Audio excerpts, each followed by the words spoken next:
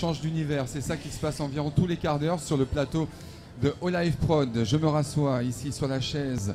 Bonjour à vous qui nous rejoignez. Bonjour. Alors, on y va tout simplement. Je suis aux côtés de Magali Pain de la Jeune Chambre économique du Pays d'Aix, Oui, ainsi qu'aux côtés de Madame Martine Mabila, déléguée régionale de l'association Aviation sans frontières. Comment allez-vous depuis ce matin? Bonjour. Bien, merci. Très bien, je vous remercie. Beaucoup de monde, c'est une réussite, bravo. Bravo aux organisateurs et bravo à tout le monde. Ça fera plaisir aux organisateurs. C'est vrai, c'est important de le souligner, hein, c'est vrai. Mais on va en reparler justement de l'organisation, du confort auprès de nos amis exposants sur l'ensemble des stands proposés, à tous les niveaux du cours Mirabeau d'ailleurs. Ici, on est très très bien installé. Et tiens, puisqu'on parle de technique, on parle d'installation, je vous rappelle qu'il y a beaucoup de choses qui se passent autour. Donc sur le plateau ici de Olive Prod, on improvise aussi. On a des sons de musique irlandaise à côté, ça danse, ça bouge, ça vit. C'est ça, la Sogora. Voilà, donc la Jeune Chambre économique du Pays d'Aix, Magali Pain est à mes côtés. Bonjour, comment allez-vous depuis ce matin? Très bien, je suis ravie d'être ici. La Jeune Chambre économique essaye d'être présente chaque année à la Sogora. Donc alors il faut parler un peu plus fort. Alors peut-être que je vais vous passer mon micro qui a l'air particulièrement performant. Oui, merci. Oui, je disais que la Jeune Chambre économique du Pays d'Aix essaye d'être présente chaque année à la Sogora, qui est un moment fort en fait pour les associations du Pays d'Aix. Donc encore merci à Pays d'Aix Association et à toute cette organisation. Et c'est vraiment le moment où toutes les associations peuvent faire parler d'elles et montrer aux habitants ce qu'ils font et pourquoi les rejoindre. Alors, on va donner peut-être la parole tout de suite à Madame Martine Mabila. Je vous rappelle, déléguée régionale de Aviation sans frontières. Est-ce que vous pouvez bien sûr nous présenter l'association Aviation sans frontières? Je sais qu'il y a énormément de choses à dire. C'est passionnant et surtout, c'est une association caritative avant tout. Tout à fait, association caritative, humanitaire et sociale localement. Alors Aviation sans frontières... on va peut-être à nouveau échanger les micros. Voilà. Aviation sans frontières est née il y a 35 ans de la volonté de pilotes de mettre à disposition des ONG leurs compétences aéronautiques pour pouvoir apporter un soutien médical à des personnes situées dans des zones enclavées, en particulier à ce moment-là dans des pays d'Afrique. Depuis, l'association s'est épanouie. Nous travaillons aujourd'hui avec les Nations Unies et avec le gouvernement français, en particulier dernièrement pour l'opération Ebola à Conakry en Guinée.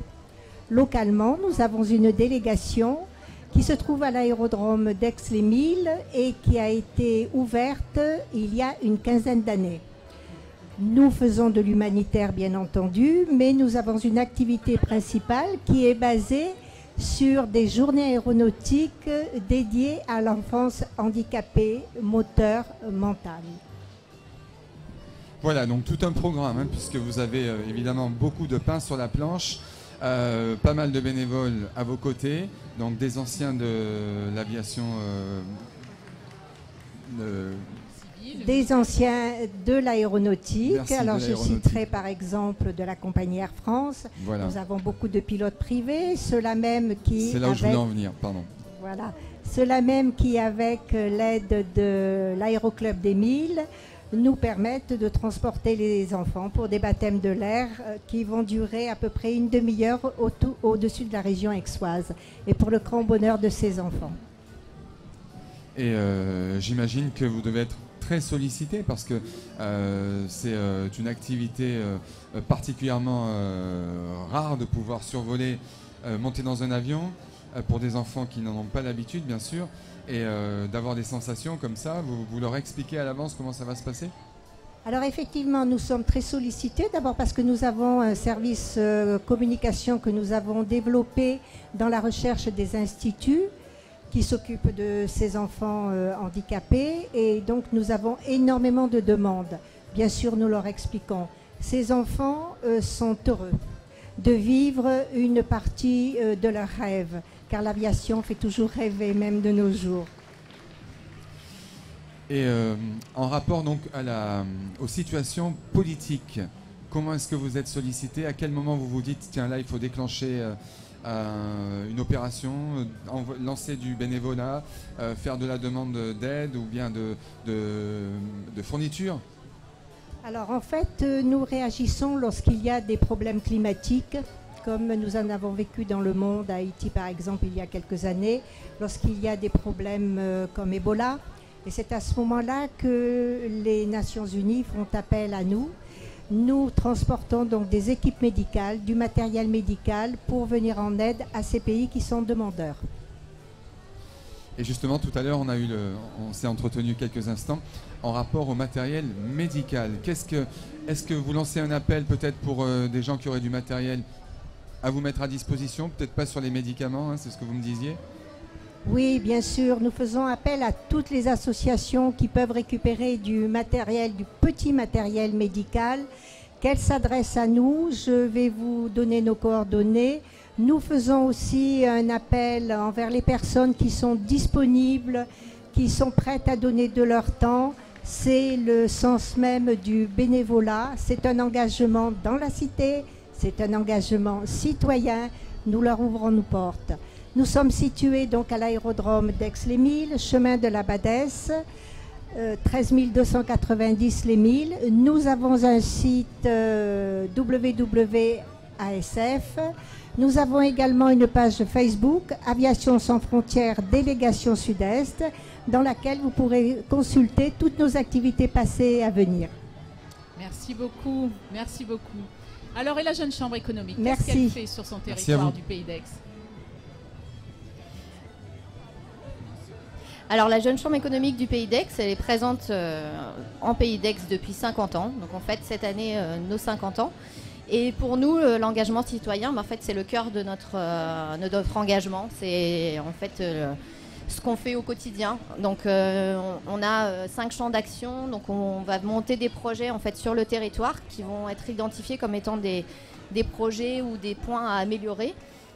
Donc on va pouvoir travailler sur l'aménagement du territoire, agir pour l'emploi ou être solidaire, préserver la planète par exemple. Et donc par petits groupes de travail, on identifie une problématique et puis on va essayer de prendre les différents acteurs du sujet pour ensuite mener un projet à terme et pouvoir améliorer les choses et apporter des changements positifs sur notre territoire. Donc par exemple, cette année, en termes d'engagement citoyen, on a voulu mettre à l'honneur en fait les jeunes bénévoles du Pays d'Aix. Donc un peu comme PA qui a son concours de l'association exemplaire, nous voulons mettre en avant les jeunes bénévoles du Pays d'Aix.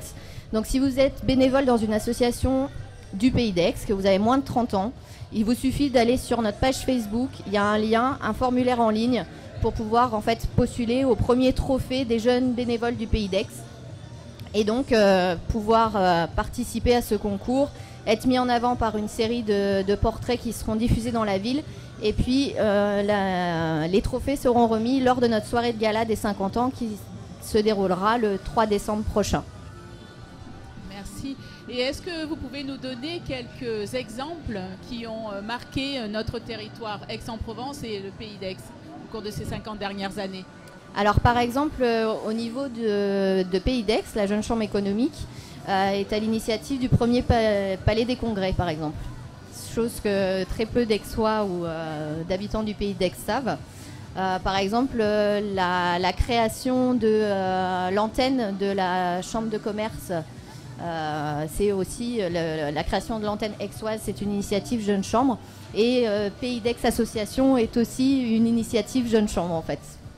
Et on peut même dire que grâce à s'il n'y avait pas eu la Jeune Chambre économique, il n'y aurait peut-être pas eu la Sogora aussi. Exactement. Oui, Patricia, tu dois avoir d'étroites... J'ai effectivement d'étroites relations avec la Jeune Chambre économique, puisque moi aussi j'ai été membre pendant 12 ans de la Jeune Chambre économique. C'est une expérience fabuleuse parce que la Jeune Chambre économique, c'est un endroit où on apprend, où on grandit. On mène des actions, donc on a une formation par l'action. Et en plus, il y a tout un circuit de formation personnelle qui sont proposés à la Jeune Chambre selon une méthodologie. Donc, c'est une organisation internationale, c'est une ONG. Nous siégeons à l'ONU. Voilà, je te laisse conclure quand même. Voilà. Donc, si vous voulez vous engager au niveau du Pays d'Aix et mener des projets pour votre cité, je vous invite à aller consulter notre page Facebook et prendre les informations nécessaires. Nous nous réunissons mardi prochain à l'Hôtel Rotonde. On a 3 commissions en cours, plein de projets. Et puis on est aussi là pour écouter les envies et les besoins de chacun. Donc venez apporter vos projets et du coup adhérer à la Jeune Chambre.